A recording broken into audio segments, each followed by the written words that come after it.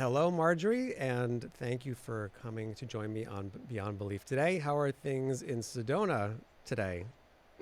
They're bright and sunny, and it's a beautiful, wonderful day full of spring flowers. It looks like it, and it's a perfect day, it seems, to talk about big ideas, of which I have been privileged to learn some of yours recently. I've been doing a survey of some of your work and your videos, and I have a whole host of questions for you. And I think maybe just to start things off, you are, it seems to me, a bit of what I would describe as like a unicorn in the scientific world. You're a neuroscientist, who nonetheless believes that neurons are not the be all and end all of consciousness and human existence. And you arrived there through what I would describe as kind of a mystical experience. And I wonder if you would mind sharing with the audience what exactly happened. Sure, I'd be very happy to. So, my sister, who had been practicing meditation for a number of years, and I usually laugh because my boyfriend at the time thought she was a bit of a hippie, and she probably was, and he called her a bubblehead occasionally. Nevertheless, was very interested in meditation, and I'd had a little taste of it one time when I was frightened about getting on an airplane to go home from Sedona to Eugene, in fact, and she gave me this very simple mantra, Soham, and she said, "This may help you with your anxiety." A plane had just crashed recently, and I was a little bit concerned, and I didn't have anything to lose, so I started repeating those syllables as I was going down the ramp to the plane and got on. And I was amazed that in that moment, all the anxiety went away as I was repeating those syllables. And suddenly the takeoff was not white-knuckled like it usually was, but in fact, I enjoyed looking out the window and seeing the clouds beginning to go by, and I had the most wonderful trip home. So I had a little bit of a taste of meditation. I thought, well, I'm curious. But then a year later, I actually was starting to teach in Virginia, and she invited me to take a meditation retreat with an Indian meditation master. And I was curious, and I was skeptical at the same time. I'm a neuroscientist, and I know that the brain creates our consciousness, and what is meditation anyway? So saying that, I went to the retreat, and the first morning, we were told that during the first meditation, the Swami was going to walk around the room and he was going to initiate everyone there. And the initiation was described as an awakening. Now, I didn't know what that meant, but though I was skeptical, I was curious, and I decided, why not just sit there and see what happens? And when he came around the room and he came to me, I felt his fingers on the bridge of my nose, and it was like right between my eyes. And when I felt that touch, I felt what felt like a current of electricity, like a mini lightning bolt, go from that place between my eyes down to the center of my chest. And it went right to the heart, not the physical heart, but what felt to me like more like a heart than a physical heart had ever been. And from that place, I felt this exquisite sense of love and almost a feeling like golden nectar flowing out through my body and beyond. And words came to mind that were not scientific in any way. They were, "I'm home. Mm-hmm. I'm home. My heart is my home." Wow. And what's interesting to me is that actually started this complete shift, a 180-degree shift in my life, in that I went back the next day to Virginia where I was teaching, and I got up at 5 a.m. and I began meditating. And literally, I've been meditating ever since. And it's because I somehow had the experience in that moment that just beneath the surface of my awareness, there simmered this quiet ecstasy. And I tapped it once, and therefore I knew it was there waiting for me if I could find it again just below that surface. And that started a whole shift in my life. I mean, that sounds profound and fortunate and reminiscent of a lot of other mystical experiences that I've heard, which almost uniformly seem to be positive. As once in a while they're sort of scary. But why, as a scientist, when you had that experience, excuse me, did you not just say, "I've clearly lost my mind," or something like that? Why did it intuitively seem true to you, do you suppose?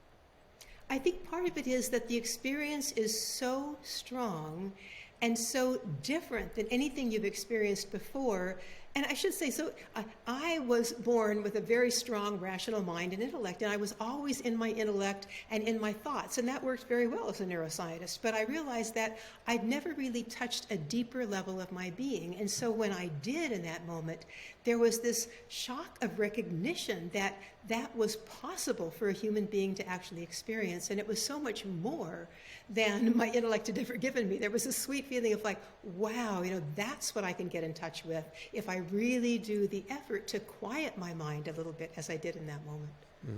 Mm-hmm.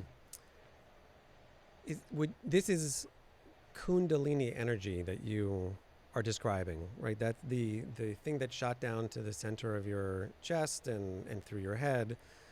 Could you tell us a little bit about what that means and how it functions?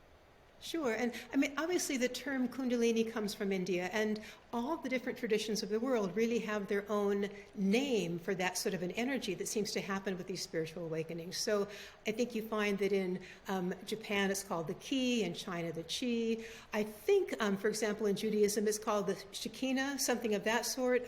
In African tribesmen, I think it may be called the Kia. It has a lot of different names, but it's the same energetic force that seems to happen when someone somehow is able to let go of their tight hold on their mental view of reality, that this is a material world, and go somehow deeper inside of themselves. And the way I would describe it, being the neuroscientist that I am, is it's almost as if these filters on my brain that keep me very tied to my five senses and physical reality, those filters on my brain suddenly are quieted down to a very low level, and the filters come off, and I suddenly realize that I'm connected with everything else in the world. And that's part of my sense is the function of this energy is to actually help you feel that connection with other people and to realize that you're much more than what I would call this mind-body complex that's separate from everything else. It's like it helps to trigger that new awareness. And then hopefully it doesn't stay for long for a lot of us, but it comes back the more we meditate and the more we do these practices of quieting the mind. So obviously for a spiritual-minded person, that all sounds very reminiscent. I think that, like you said, there's many terms for it, lots of descriptions of it. Do you have any sense of what it actually is? Do you want to go there? Like, do you want to uncover, does it have a purpose? Is it just there? How do you see all that? I think that's an interesting question. And I think that I would say I'm happy to go there. And I should say that we have a number of different lenses on reality depending on what tradition we're from and also whether we're a scientist or someone who's spiritually oriented. But if you look at many of the Asian traditions, they talk about this energy as being really the conscious energy of the universe, that when an individual then comes into their own separate mind-body complex existence, when we're born in this world, that goes into a dormant state. And then at some point in our evolution as a human being, that energy begins to come more toward a waking state. And then at some point, something can trigger that awakening. And it can be triggered in many different ways. As we know, it can be triggered by a spiritual master, for example, which was the case for me. It can also be triggered spontaneously during, for example, a dream at night. It can happen out in nature. Some people find that when they do certain rituals like chanting, it can be triggered. But the point is that it's as if at some point in your life, you're evolutionarily ready for seeing more than just through the five senses, and then this particular awakening happens.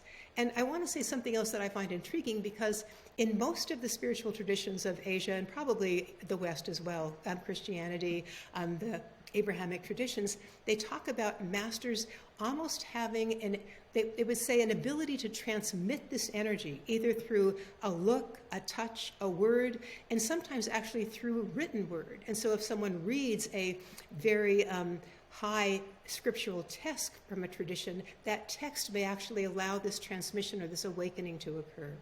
Sometimes they use the analogy of one flame of a candle lighting the flame inside the individual, and then that flame begins to start blazing on its own as the person gets in touch with that higher energy. So those are metaphors for it. I don't know what else to say beyond the metaphors, because in scientific physiology terms, we don't understand how an energy can literally, quote unquote, light up a human being. And yet it seems almost like we have a body-mind complex along with an energetic portion of us that can be awakened and drive us toward this expanded awareness of reality. Are you okay if people call that body versus soul? I think that's certainly possible. I think the reason that it can be confusing sometimes is sometimes when we use the word mind, we Yeah. sort of mean mind, body, and I think but yes, soul, spirit, whatever is that part of us that is really awakened. Okay, and last question on this, and I'm a little off script, but this, obviously I think this is very important. Um, you mentioned like sort of like the full-throated awareness that happens to some people, like whether it's spontaneously in a dream, and I know Paul Marshall's story, for instance. I know Federico Fagin's story. People who had these dramatic moments, and it sounds like you had one also. But would you say it's fair to say that in everyday life that people have sort of like these micro doses of this, that they see the sunset in Sedona, or they witness the birth of a child, or they listen to Mahler's Seventh Symphony, and they have some sense, and I don't know how to explain it beyond this, but that there's something grander about reality than they had thought a couple of minutes ago. They may not be able to put their finger on it, but and it leaves them feeling good, temporarily, and feeling that everything is right with the world. Is that the same thing? Would you say that that's tapping into the same source, so that everybody has sort of tasted it, whether or not we've had this undistilled version of it? Absolutely. I think that the issue for me is that, again, being the neuroscientist, I like to think of my physiological correlates of this feeling of being more awake, like when you see that beautiful sunset. I mean, when that's happened to me, literally the mind stops and I'm simply in pure awareness of the sunset at that moment. There's no narrative going on about my activities during the day. I'm just fully present. And that's exactly what we're talking about. And it's simply that for some people, that is there in the moment of the sunset, and then our narrative comes back. And for other people, we somehow have something that seems to be just a little bit more permanent, may not be exactly the right word, but some sort, we've gone through a door and now we know that we can go through that door again, and we keep searching how to get through that door to this expanded awareness for longer periods of time and more often. And therefore people, I think, would be happier for longer periods of time, and would enjoy life more, and struggle less with all the anxieties and depressions and all the things that we're all going through. So it's very enticing, the possibility of tapping into this, it seems to me. But I want to ask you a little bit about the brain, which I would say your average person thinks, as you once did, that is the seed of all of our reality. And there is a concept called neuroplasticity, which you know much more about than I do. But as I understand it, the brain has a sort of set of neural pathways, which we might describe as habits, or ways of thinking that are sort of we're accustomed to. But it's possible to break apart those neural pathways and to rewire them differently so that they work better, I guess. And so, for instance, OCD patients work to confront those pathways and then rewire them. Okay, so what is it that is doing the rewiring? And I know you talk about this a little bit in Infinite Awareness. How should your average person understand that? Like, does the brain rewire itself? And why didn't it do it earlier if it's so beneficial? Why now? And it seems to correspond to a will that's making it go. How do we understand that whole concept?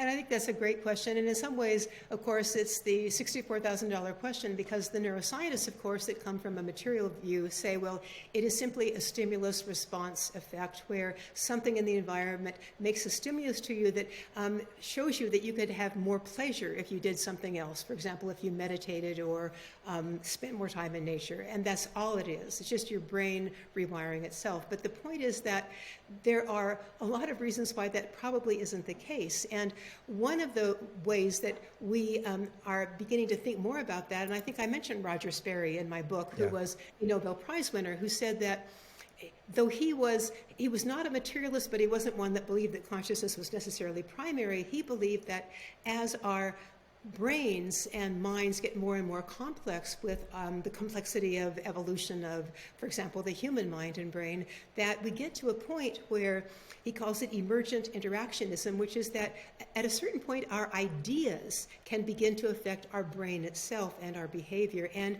we can share ideas across people. So if someone comes to me and tells me, wow, I just discovered this wonderful new way of feeling like a lot more happiness, then I spend like a half an hour every day in nature, and then I meditate for a while, we say, oh, well, that sounds interesting, maybe I'll try it. And that idea then transfers to me in my mind, and then I try it, and it can affect my brain. So that's one version of it. And other versions are that we truly are consciousness, meaning that we are interconnected with other people. And this is what I know Bernardo Castro, who you've also interviewed, calls analytic idealism. And I think that's another way to understand that we are not just this body complex, we are consciousness that has temporarily identified with a mind and a brain and a body. And that consciousness that is our essential nature has great power to transform our brain and our body and our behavior once we, as you say, have an intention or give our attention to a particular new way of looking at things. That has a very strong, powerful effect on our brain output and can then give us the neuroplasticity you're talking about. And I just want to say briefly that in my own book, Infinite Awareness, I talk about Sarah Lazar, her work at Harvard University Medical School, and how she's done a lot of studies with meditators now and shown that their brain literally becomes thicker in many areas of the cortex with meditation compared to people who don't meditate. And as they get older, this stays high compared to those where the cortex thins over time. Other people, and herself as well, have looked at just 8 weeks of training and showed the same thing with meditation training, that certain parts of the brain get larger. Your amygdala, which has to do with your fight-flight syndrome, gets smaller. So there's a lot of evidence about how simply having the intention to quiet your mind and meditate over at least 8 weeks, or perhaps somewhat longer in some people, changes your brain and, as she noted, makes you happier, more content with things as they are in the world. So to pick up on that, and I know you're a very dedicated meditator, there was actually a quote from the book that I wanted to read to you, which it says, there have been thousands of studies on groups of meditators conducted under carefully regulated conditions with control groups and measurable outcomes using statistical tools to analyze the findings. And what they have found almost universally is just what I found in my own life. Meditation increases the subject's sense of well-being, lowers their anxiety, and improves their intentional focus. But this is the critical part of it. You conclude these studies are largely ignored by neuroscientists.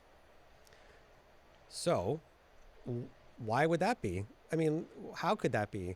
If they're scientifically, proven to do all these positive things, you would think that people would be jumping at them, and that meditation would be a natural part of our culture at this part, which I don't think it is.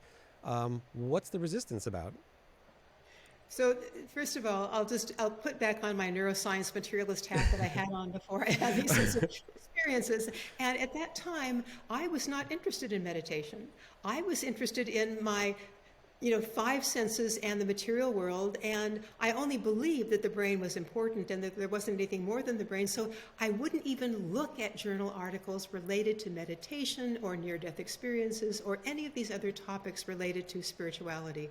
So I think that's what happens with my friends. I mean, when I was at the University of Oregon and I began to do research in my laboratory, for example, on meditation, my colleagues would really ignore that part of my life. And I also mentioned in the book, when I asked, after I had tenure now and I knew that I had a good reputation at the university, could I teach complementary medicine to the pre-med majors in my human physiology department? And the department head said, nobody will be interested in that.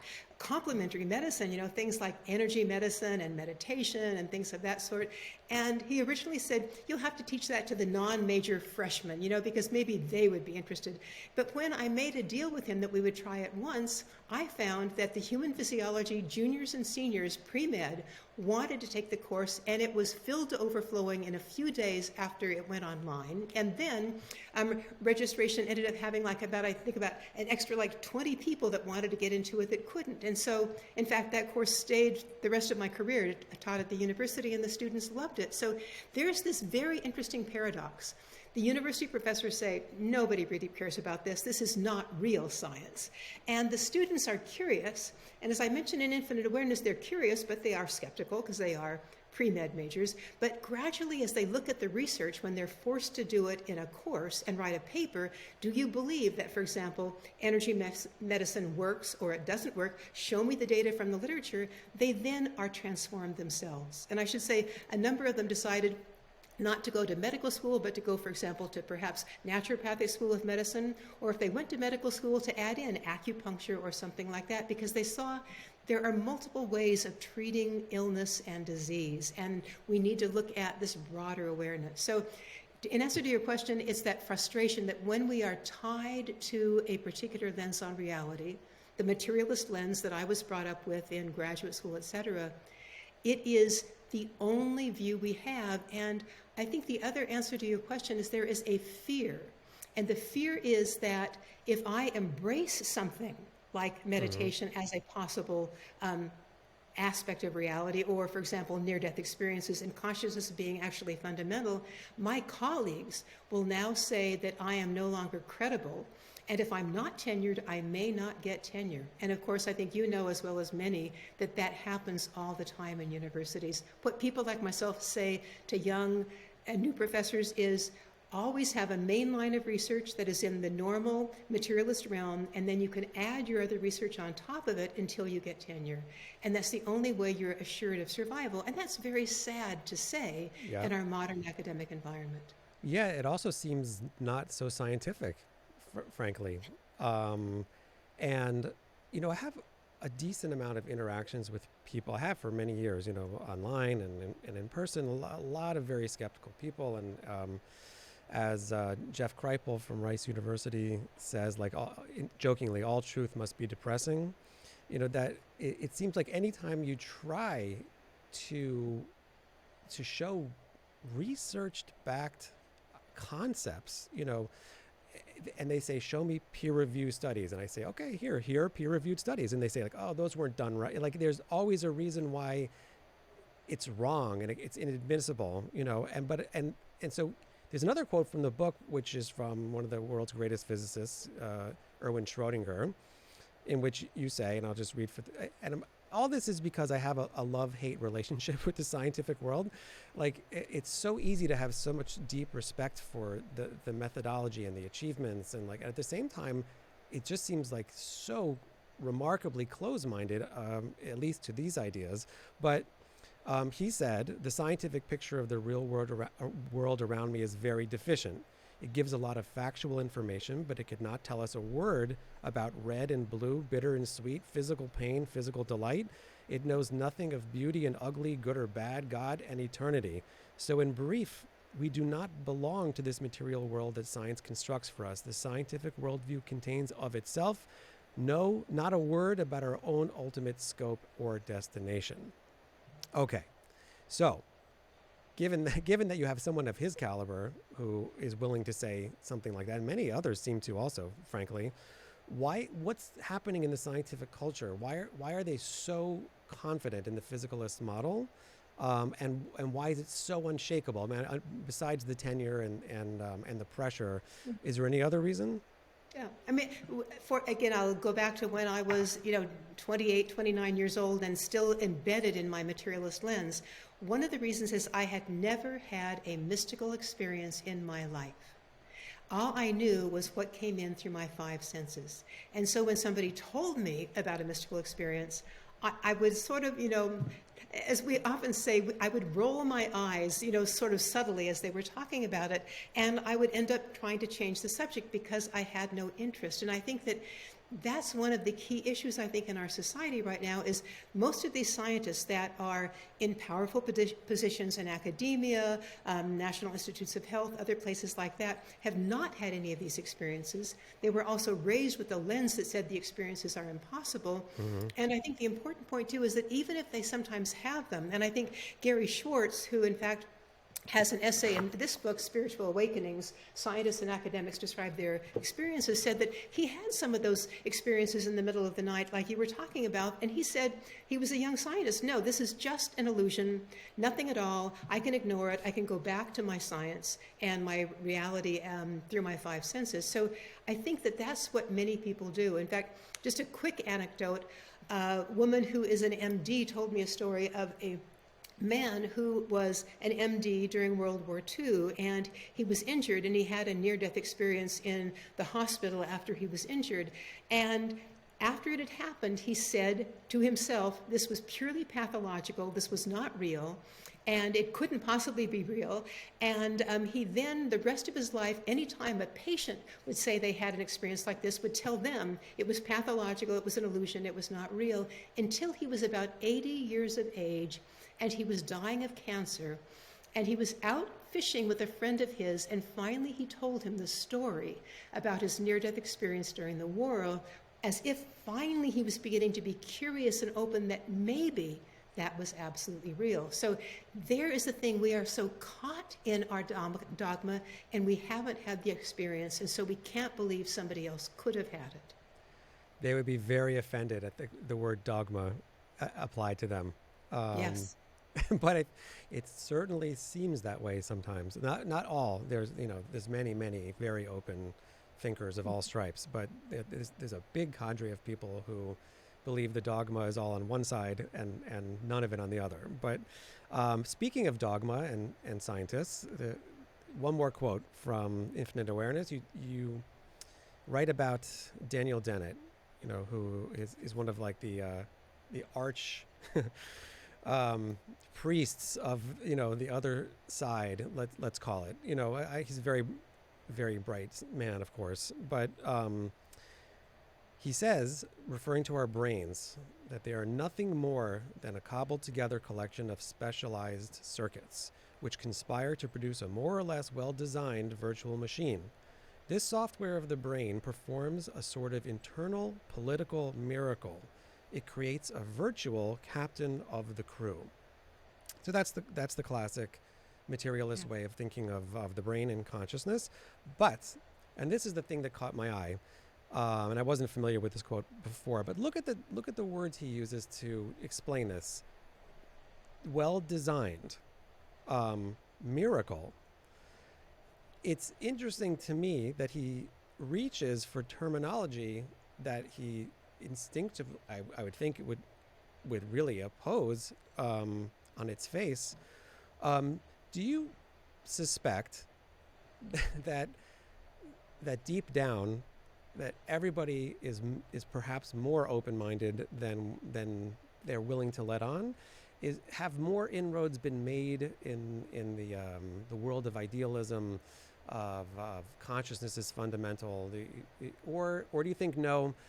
These people are just, they're really just sunk into it, and that's the way things are? Well, I think Daniel Dennett is probably one of those people that's extreme in terms of his belief system. But what I want to say is I think he is on the extreme of the continuum. And I should, again, give you another example from the University of Oregon where I was. Is one of the heads of the psychology department while I was there would never really connect with me if I began to talk about meditation or something of that sort in some of the research in my laboratory, and he just stayed silent. And I never knew what he felt, but I assumed he was a skeptic because he wouldn't engage with me. And just, I think it was like maybe last year, I happened to see him on campus as I was walking across campus, and I just said hello to him and said something about what I was doing. I was still doing research in perhaps these unusual areas, something like that. And he said, "You would be surprised, I am also very much more open than you might think."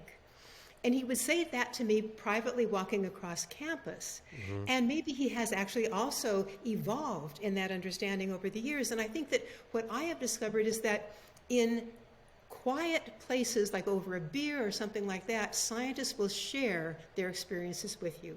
But in public, they will not. And again, that's part of the fear of being rejected by their herd in a certain sense. I mean, their cohort, and they don't want that to happen, and they're afraid that that might happen. And yet, I think that was the beauty of writing that book with David Lorimer on the scientists and academics describing their spiritual experiences is those people, because many of them were all now retired or had tenure, were willing to share the experiences because they were safe. Hmm. And 3 people that we asked to contribute to that book said no originally. And then when I said, if you wrote it anonymously, would you be willing to share it? And they all said yes.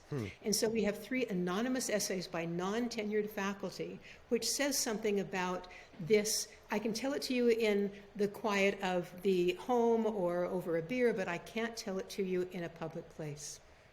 That's actually rather encouraging. I'm really glad you told me that. Um, so that's interesting, very interesting. But to go back to Dennett and the brain for one more, I have 2 Yeah, more questions on this, and then I sure. have a big brain question, and then Mhm. and then one additional wrap up kind of question. But consciousness is described as being the word is epiphenomena, right? It's a secondary result of neural activity.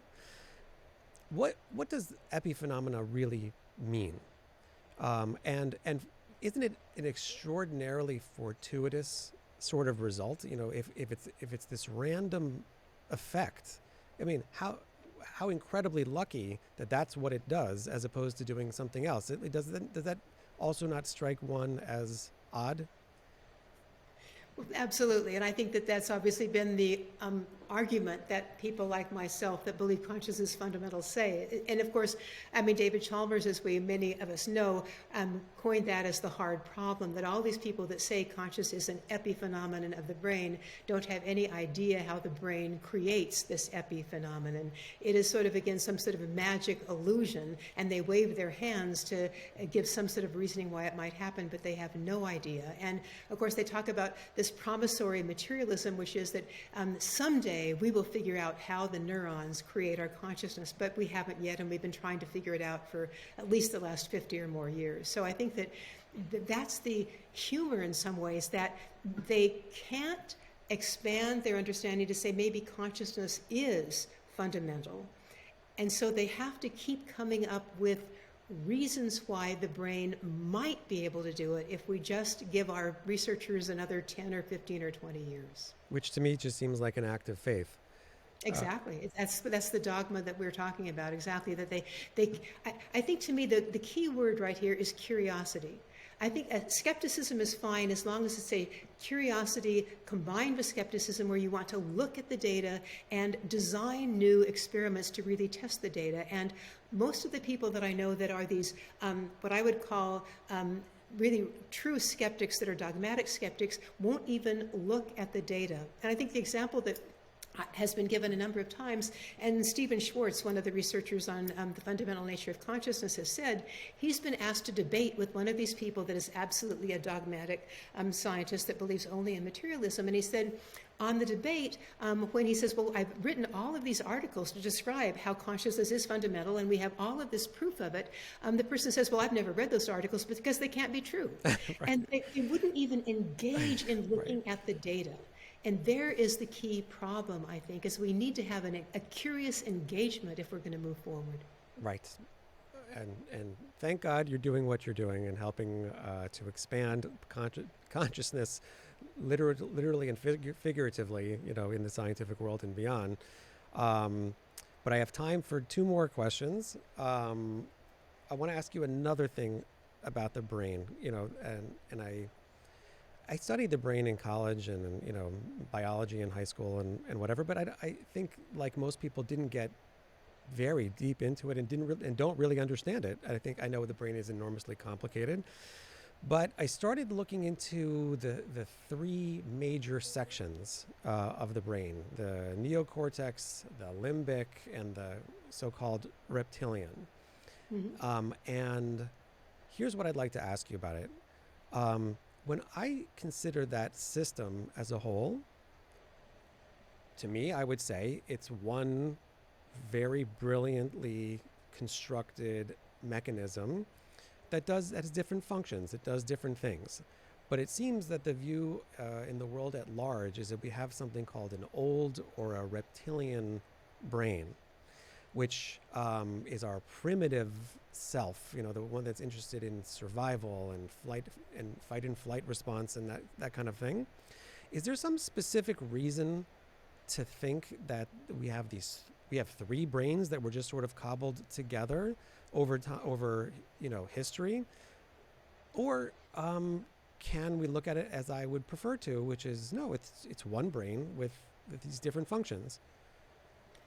Well, definitely. I mean, I think the bottom line is it's one brain with different functions. And the reason that that particular metaphor that we might use for a reptilian brain and the limbic brain, et cetera, versus the neocortex is simply that when people have looked at the evolution of animals and they look at primitive animals, of course, the reptiles tend to have more, for example, the pons and the medulla, which are that more reptilian brain. And they have more basic instincts. And so they've looked at it more evolutionarily and said, well, as people have progressed into more complex abilities and behaviors, as animals have gone up toward humans, they seem to add more and more to their brain until they finally have this neocortex that we as humans have. And so they tend to divide it in terms of the more simplistic behaviors of the animals versus the complex ones. But the point is, as you said, it's like evolution doesn't keep us as three separate brains. This has all been, with evolution, designed to give us all that we have in terms of our complex, nuanced behaviors. And I think all we're trying to say, though, is that some parts of the brain, like the limbic system, do have this sort of fight-flight response, which in certain animals you can't really control very well. But in humans, for example, we have this neocortex that has beautiful connections that can inhibit that fight or flight response for a moment for us to pause. And then we can make a decision that is rational to say, hey, maybe in my pausing, I now see that it's best not to either run away or to sock the person in the face. I can find appropriate way to deal with this person in a rational, gentle way. So I think that it's useful to have those metaphors in some ways, but the point is that we're a very complex integrated organism as a human being. Right. Okay. And one final question on that is, as I was reading about it, in the Kabbalistic lens, which is the system I know best, there is a conception of sort of a hierarchy of worlds, spiritual worlds, leading down to ours. And the world that we inhabit is basically a physical one, and then just above that is where the emotions reside. Above that is sort of a mental, intellectual plane, and then above that is spiritual and beyond. And so and now I'm just spitballing, but it struck me that could it be that these different levels of the human brain are sort of designed, for lack of a better word, to interface with these different layers of reality that we can experience, almost like we had to be equipped to communicate with these different realms. How does that strike? I know you still have your scientist hat, and you can respond however you want. How does that strike you? I think that sounds very reasonable, and I should say that there's, like the view that you were talking about in the Kabbalah, in the pan-Indian view, they talk about these tattvas that I mentioned again in Infinite Awareness that are a little bit like that. The topmost one is absolute supreme consciousness, and then as the world begins to crystallize out from supreme consciousness as the world is created, it goes through these various levels of what we might call contraction, and the bottom ones are things like the intellect and the emotions and the body, etc. So you see that type of thing, and they believe, of course, there are correspondences that we see between the physical reality, the mind, emotional complex, etc. And of course, the goal, perhaps like in the Kabbalah, is to move, in a certain sense, up those levels of reality so that you now are in that supreme awareness so that you can function in the regular world, but you're also aware at the same time of this unity between all things. That's exactly right. And I have to make a more concerted study of the Vedic, approach to all of this because it sounds so similar. Uh, Chakras and these different levels that you're describing sounds so familiar, and actually, and then when connecting it into scientific discovery is my ultimate interest and passion. And to me, that's all tremendously exciting. And my speaking of all that, and my final question that I have time for today is, I think you're still the president of the Academy for the Advancement of Post-Materialist Scientists, Yes. APPS. First of all, I love that such a thing exists. I love the name. And what is your goal with that organization? And as a final thought, like, what's the one thing that you would like to tell people? What would you like the world to know at this point in your journey? Sure. So first of all, I just want to give a slight background on that. So Gary Schwartz at the University of Arizona and I have gotten to know each other through our mutual research. And at one point, we were having lunch together with our spouses, and he said, Marjorie, how would you like to become the co-organizer of a new society? And we could call it the Academy for the Advancement of Post-Materialist Sciences. And I broke into a smile because I love that name. There's something whimsical about a scientist saying, yes, I want to be a part of this society and co-organize it. And so that's what we've done. And I then have become the president of it. And my goal is really twofold. One is, of course, to share this knowledge with other scientists and non-scientists around the world, that there is beautiful research showing a lot of data and evidence for the primacy of consciousness. The other one is to also educate younger scientists. And so, in fact, we have a student group of undergraduates and graduate students that get together and actually meet with us. And in fact, they are going to be creating our next volume, because that's the other thing we do. We create scientific volumes on consciousness, and the students are going to be creating their own volume about the primacy of consciousness from a student point of view. And so I think they are the people that are going to carry this information on to the next generation, and we need those young people to now be able to step forward with comfort and have mentors that can actually help them move the whole field forward. Wonderful. I wish you a huge amount of success with that endeavor and all your endeavors. And I want to encourage people to go out and check out all of the work of Marjorie Woollacott and everything that she's doing, because I think it's of great significance. And I want to thank you for taking the time to speak to me today. And it was a great pleasure to meet you. And I hope that our paths will cross again soon. And I want to encourage the audience to take a moment and to check out beyondbelief.blog and subscribe and stay on top of all the great stuff that we have going on. Thank you, Marjorie. It was really great to meet Thank you. you. Thank you very much. Bye-bye. Bye-bye.